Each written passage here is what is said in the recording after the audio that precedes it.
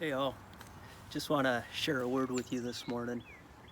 As I shared with you a few weeks ago, when we started the Red Letter Challenge, we were challenged to pick some scripture to read. And I started reading the book of Acts. And Monday morning I was reading and I came across a couple verses that are great verses. And I want to share one of them with you this morning.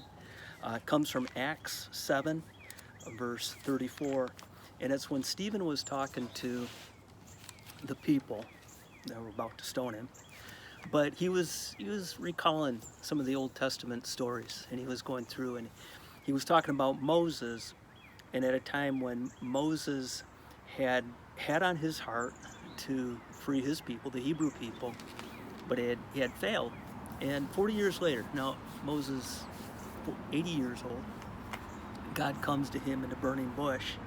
And as he's talking to him, after Moses takes off his sandals, God says to him, I have surely seen the affliction of my people who are in Egypt, and have heard their groaning, and I have come down to deliver them.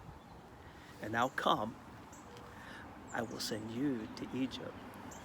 And I just thought, what a great word. First of all, at a time when I am just hearing about people praying that God would step in and intervene in what's going on right now.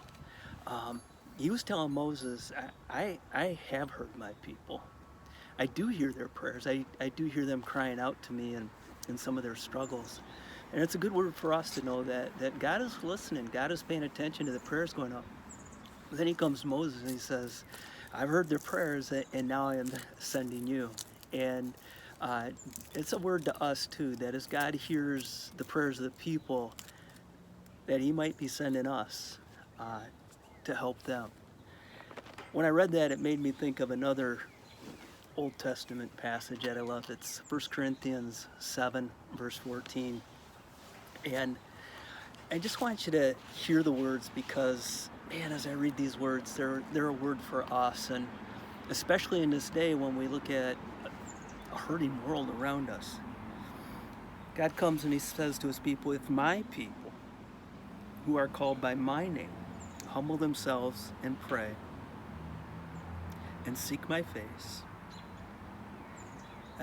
right there, I just couldn't help but thinking about our first week of the Red Letter Challenge, the being, you know, praying and seeking the face of God and being present with him. And pray and seek my face and turn from their wicked ways, then I will hear from heaven and will forgive their sin and heal their land.